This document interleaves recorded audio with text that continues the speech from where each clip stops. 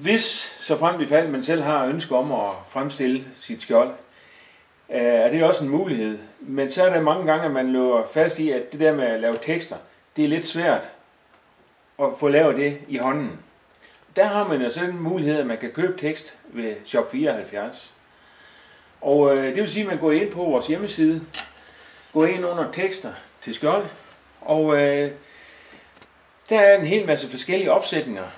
Det man så gør, det er, at man går ind og finder den opsætning, man gerne vil have. Selve opsætningen kan man så få ændret i forskellige teksttyper, forskellige tekstfarver, så man er ikke bundet af, at det er lige netop den teksttype der. Når man så har ligesom fundet den der teksttype, man gerne vil have, så skal man jo ind og sige, hvor stor skal den være. Og den mulighed, vi har, det er jo, at vi går ind og siger, men det her, det er sådan set eksemplet, I ser inde på skærmen. Og linje 1, jamen den skal jeg ligesom have fundet ud af, hvor stor vil jeg have den. Jamen, jeg vil gerne have, at den er cirka 17 cm. Og det skriver jeg så på et stykke papir, eller på selve bestillingen, at den skal være 17 cm. Så går jeg ind og så siger, at linje 2, den vil jeg jo så gerne have i det område her. Og ja, jeg vil maks have den 18 cm. Så har vi hele det sæt der snakker vi om totalbredde.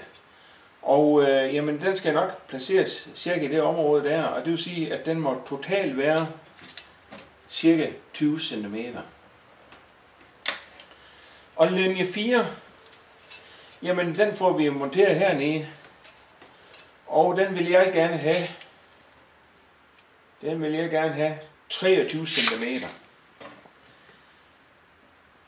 Det vil sige, at inde i bestillingen kan jeg så gå ind og så sige, jamen jeg har linje 1, der skal stå tillykke, den er 17 cm. Jeg har 19 november, den er 18 cm. Hele det sæt, det er 20 cm, og linje 4, 23 cm. Det sidste mål, vi så mangler, det er totalhøjden af teksten. Og igen skal jeg jo så ind og kigge på med det skjold, jeg har lavet. Det kan også være i hjerte, eller hvad nu jeg har.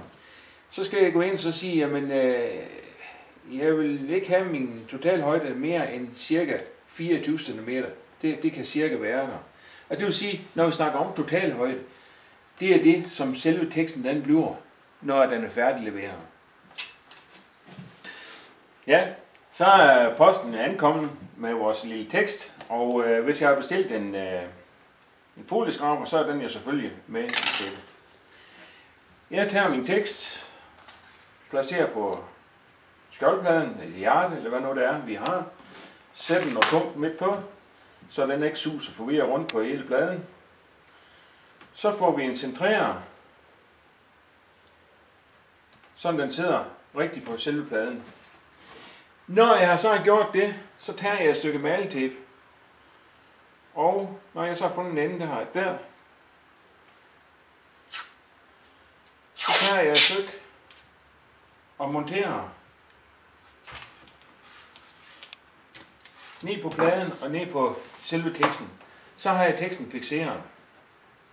Så kan jeg gøre det, at jeg vipper teksten op, trækker bagpapiret af og monterer teksten i et stort stykke.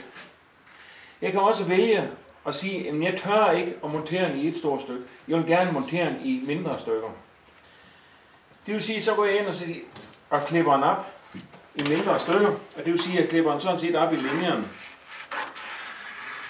Og nu er det jo ligesom i tv-køkkenerne. Jeg har ligesom snydt lidt. Jeg har sat nogle mærker, hvor jeg skal klippe.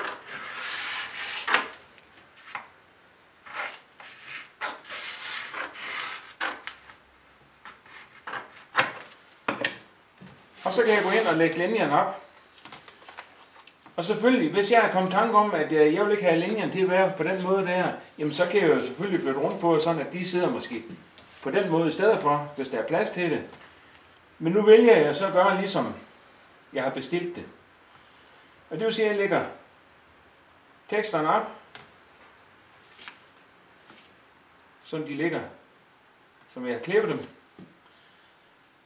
Og her der er tungt. Sætter jeg lige der. Så trækker jeg den tekst op. Og så er jeg rart at have en folieskraber til at være lidt modvægt. Så er der tekst eller tape på den tekst der. Gør det samme med den næste. Det er igen folieskraber, I er gode til mange ting.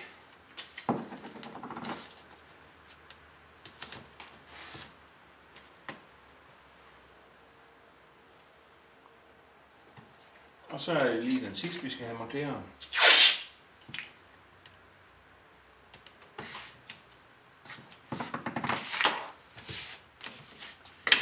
Nu er jeg sådan set klar til at sætte selve teksten på. Det kan så gøres i på to forskellige måder. Den ene, det kan være, at man monterer den i tør tilstand. Man kan også gøre det, at man giver det på en vand. Det vi så gør nu, det er, at vi skal have bagpapir af teksten. Og jeg får fat i et lille hjørne her. Og det er så vigtigt, at man holder øje med, at man ikke får nogle af de små detaljer, punktummer og spidser og sådan noget med, fordi de kan nemt risikere, at man får dem pillet med op også. Så vælger jeg den her gang at lige bruge lidt vand, og der bruger jeg en ganske almindelig blomsterspray. Og det er ikke ret meget, vi skal have. Men vi har den mulighed, at vi kan skubbe lidt med teksten, når vi har brugt vand. Det kan vi ikke, når vi monterer i tør tilstand. Og jeg skraber fra en side af, så jeg får vand og luftbobler væk af teksten.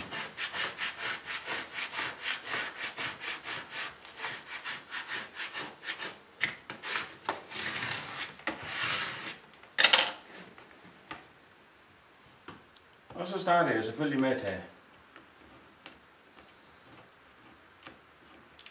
tapen af. Og så har jeg taget tapen af, så skal vi have applikationstapen af. Og der tager jeg fat i hjørnet, trækker stille og roligt. Igen, vi kan risikere, at teksten den slæver. Kom an på, hvad det er for en bund, I har på skjoldet. Eller hvad det er for en maling, I har brugt. Og det så jo rimelig godt ud, så vi fortsætter. Men de næste her, dem monterer jeg så i tør tilstand. Men det kræver så, at de sidder rigtigt i første hug. Igen, vi passer lige på de små spidser og kanter. Tag fat i siden af teksten, holder den lidt op og begynder at gnide den fast fra en side af. Ikke for mig af gangen. Hellere små nød end alt for mig på en gang. Igen, vi tager maltæppen af. Vi trækker tæppen af.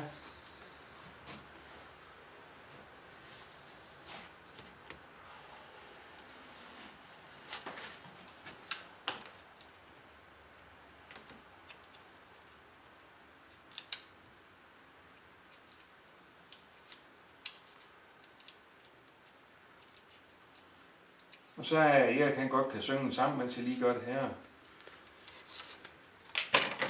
Ja, jeg kunne nok godt finde på en sang, men jeg skulle nok have haft lidt mere forberedelsestid.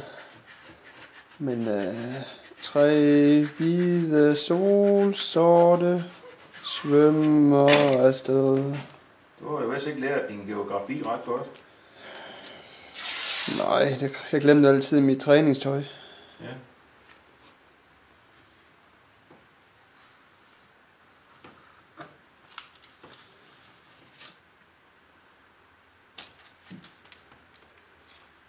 Og så er det den sidste, og nu er det gået godt med de 3 nederste linjer, så det håber vi selvfølgelig også, det gør med den øverste.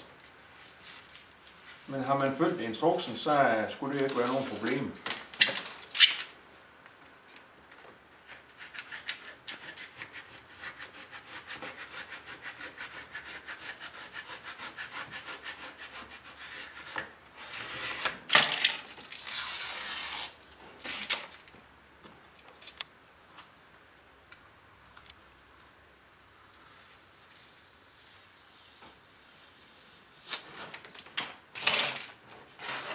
Så har vi færdigt skjold, og vi håber selvfølgelig, at det gør glæde, når der skal være den her store fest. Nu er det jo sølvbryllup den her gang, det kunne jo være guldbryllup eller diamantbryllup. Der er også nogen, der vælger at blive ved, til de får krondiamantbryllup. Selv kobberbryllup, som nu er det første, det klarer vi også